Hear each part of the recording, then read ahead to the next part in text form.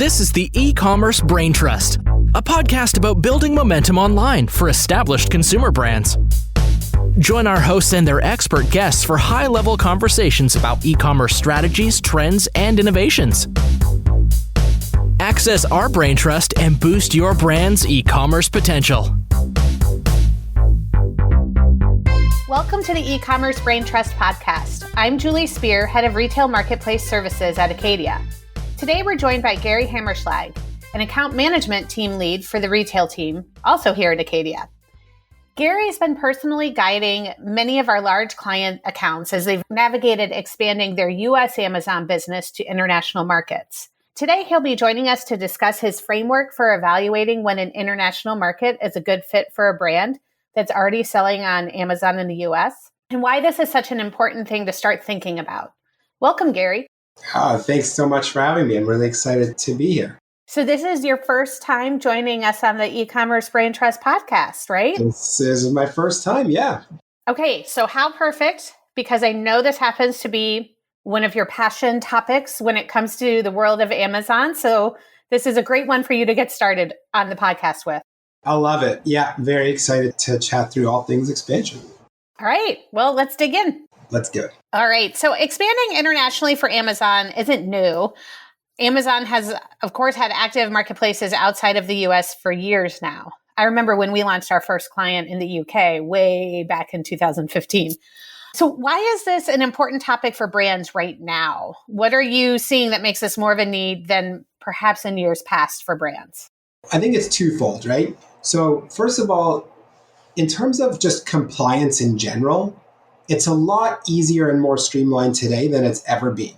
So we've got lots of third-party agencies that are helping us or helping people deal with compliance, such as label reviews and compliance around that, etc. So it's a lot more streamlined from a compliance standpoint. And also, like, just post-COVID, I would say specifically, I feel like a bit before COVID, Amazon was sometimes a bit of an additional lever for brands. And post-COVID, it's become a big priority for a lot of brands. It's, if not their go-to channel, it is very close to D2C for them. So given that fact, and brands maxing out on their potential on the US marketplace and dealing with all these new beta programs and rollouts, international is another lever that they can pull now to really grow not only their market share abroad, but just their brand presence in general. So I think it's kind of a twofold answer there. Yeah, so it's another way of, not putting all your eggs in one basket. Granted, you're still on Amazon, but expanding to other marketplaces, you're not beholden just to Amazon.com. Exactly. You can really diversify your strategy that way. 100%. Well, there's a lot of markets now where Amazon is active and brands can sell. What are the ones that you're seeing most often for international expansion? So I think that the go-to generally from brands is like, okay, I want to go into the UK. I want to go into the UK. That's the place I want to go into. And while the UK definitely provides sort of an easier entry in terms of language barrier, etc., Germany's probably one that gets a little bit overlooked. Germany sometimes offers the most attractive marketplace for brands from a sort of volume perspective and a revenue perspective, followed very closely then I would say by the UK. Canada, I see kind of coming in third. And then just more recently, especially around the beauty category, that Japan is really of interest lately. So I'd say, like, if I had to rank them, Germany, UK, followed by Canada, and then Japan. What would you share as like your hypothesis for why the market in Japan is specific for beauty brands? You know what? I actually don't think I could probably give you a clear answer yet. I'm just seeing this like really recently. I know that the Japan marketplace as a whole, like Amazon's really trying to push it. So around beauty, they are incentivizing brands with, deals around storage and referral fees and things like that to start. So that could be one. Why beauty? I'm not 100% sure yet, but I know that Amazon generally is trying to push into Japan as of late. Well, any breaks you can get on referral fees and expanded storage, that is an enticement. So I could see where beauty brands are then taking a second look. Absolutely. And you know what? Like, whenever you, as a brand, are able to kind of test, which we always, as you know, we always say, like, hey, testing is the best thing.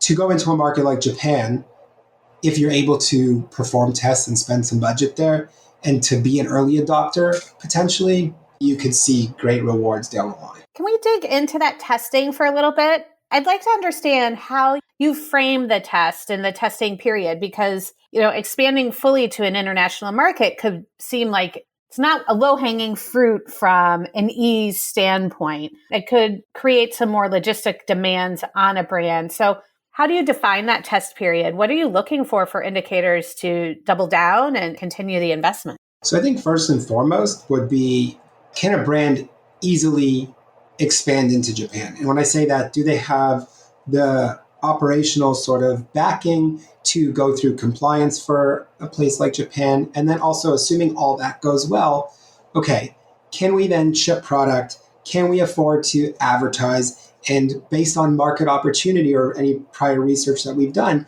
do you have the funds to sink into advertising to really sort of, like we see in other marketplaces, get that flywheel and algorithm really kicking in?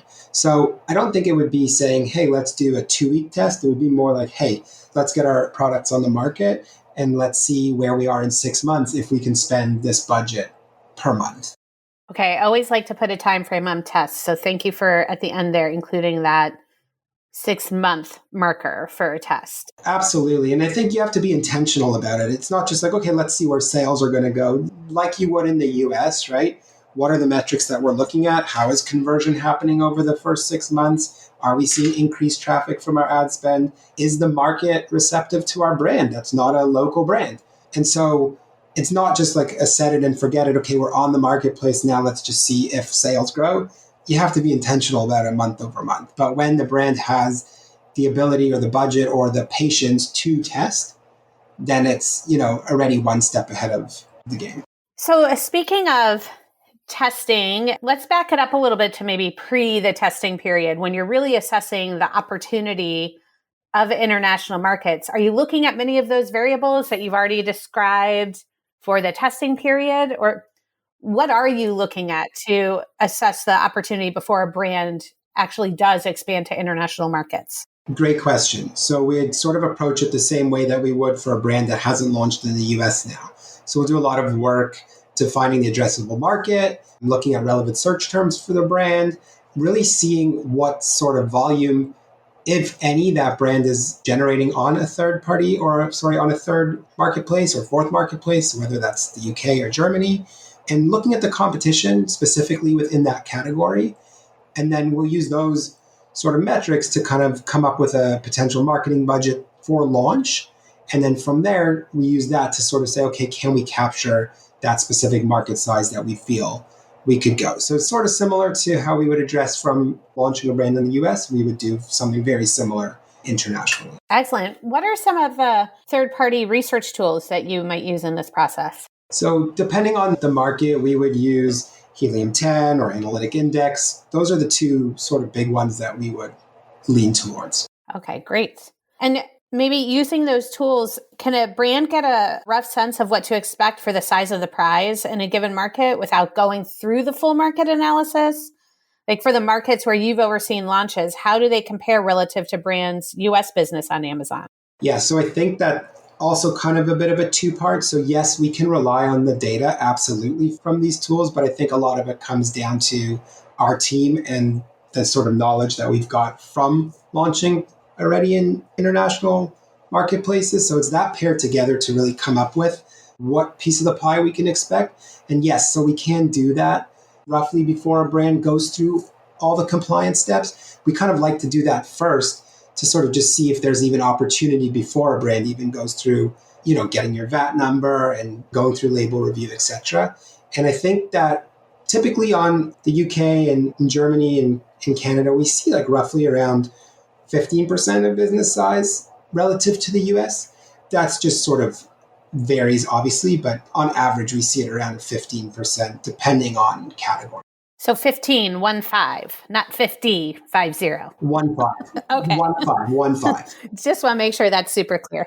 Absolutely. And that's typically on like the first year. And then we see a big jump from where we land at sort of the end of year 1 to where we land typically end of year 2 or 3. Well, just like launches we'd see in the US as well. It takes time. Absolutely.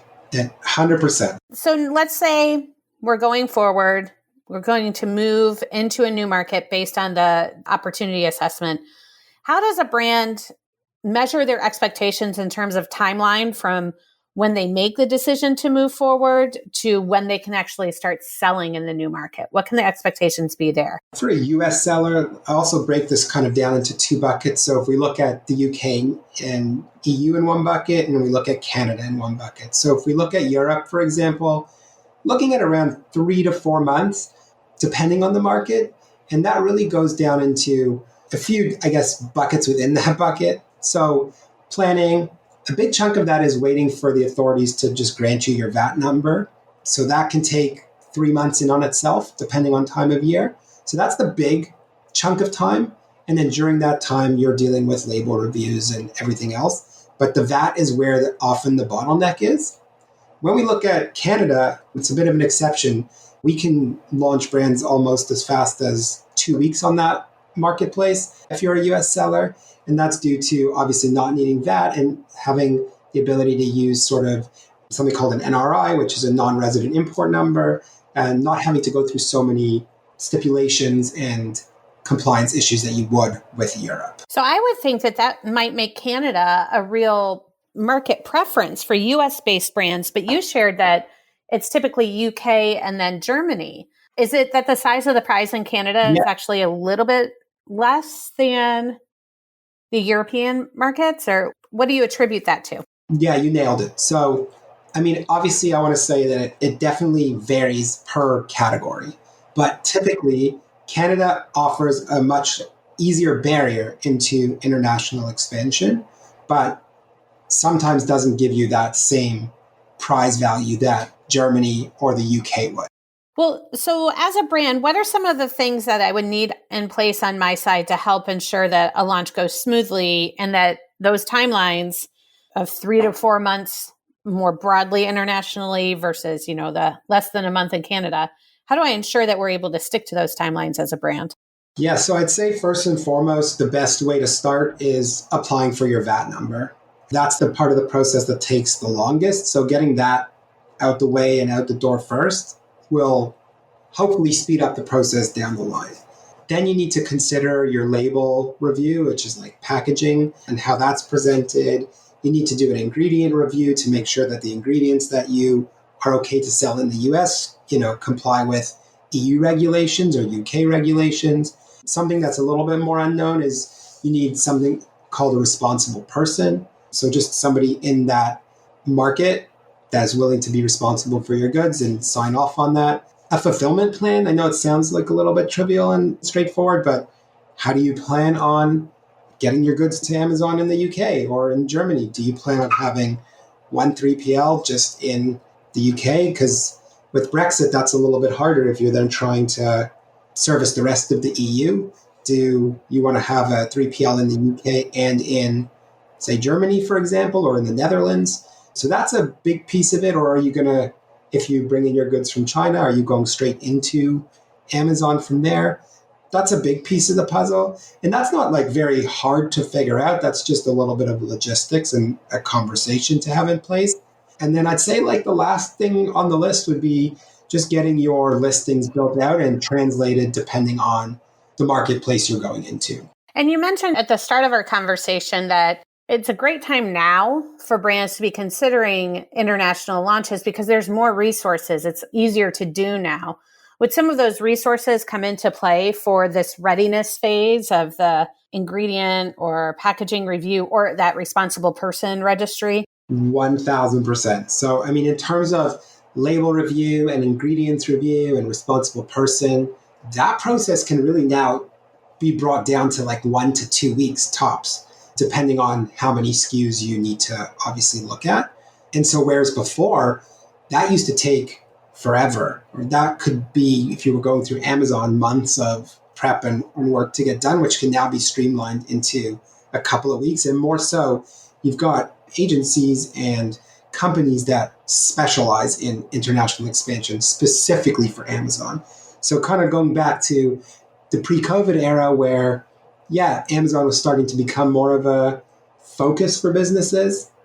as opposed to one of the major focus for brands, as does, so do these agencies and these businesses popping up to help with compliance and strategy. There is a specialist out there for almost all needs. Absolutely. If you think of an ideal market launch that you've managed directly, what does it look like? Well, if we're talking like ideally, so we launched a brand, I would say 3 months ago in Canada.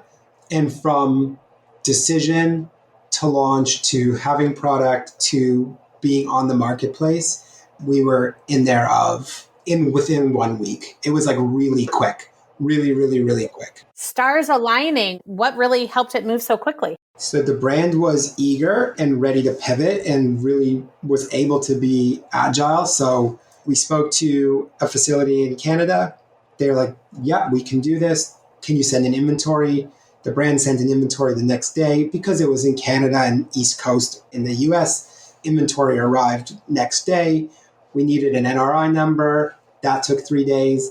And then literally listing creation, we did in a day and then sent to FBA. So that piece was a little bit longer, but we were ready and set up within the week. And then there was about an additional week of lead time for inventory to go from the 3PL to Amazon and literally start selling. So the stars all aligned on that one. Yeah, I'd say so. What category is this brand in? So if there are any brands listening in this category, just know category could be one of the factors here as well. They're in house and home. Yeah, they're in house and home. Excellent. Well, on the flip side of that, there are some launches that go less smoothly. What are some of the common themes that you see causing delays? 1,000% VAT approval. It's something that you're kind of beholden to the authorities in whether it's the UK or Germany. It's not something that, even if you're working with an agency or even with the brands that I've taken in, I can't push any harder for it. I can't keep saying, hey, why is it taking so long? Why is it taking so long? You just get a generic response. You're in queue, you're in line. So that can be very frustrating. That's the main item that causes delay. And I would say other items that kind of tend to make launches go less smoothly, and kind of like our, saying in the world, cheap sometimes is expensive. If you try to go through it with maybe do it through yourself or do it through potentially an agency that really doesn't know what they're doing because it's cheaper, things are not filed properly, delays happen more, and then you have to start back from square one. So I'd say cheap could be expensive, and that is what causes the delays. Yeah, it's well worth the investment in quality from the get-go. You need the strong foundation when you're making a leap like this. So that's a good call out there. 100%. Yeah. Well, I have learned a lot today about marketplace expansion, what it looks like in today's Amazon ecosystem. Let's end with one piece of advice that you have for brands considering international expansion. What would it be? To be patient. 100% hands down, be patient, because the opportunity is most of the time there, but it's definitely not something that happens overnight. So even if you can get into the marketplace and your compliance and your launch is very streamlined, it takes time to build that ground, like that foundation, lay that foundation, build that groundwork. And like on the US, with each month that comes, it gets stronger and stronger. And we typically see the main sort of catapult go from the end of year one and into the end of year two. So just be patient. That is definitely something that I would say. That's good advice in general when you're dealing with Amazon and any retail marketplace. So really, for the brands that have the patience to see this through, there really is opportunity down the line. I will be patient and check in with you down the line, Gary, to see how many brands that have taken you up on the advice that you've shared today. Thank you for taking the time to dig into international launches and expansion. It's been great talking with you. My pleasure. Thank you for having me. I really enjoyed this.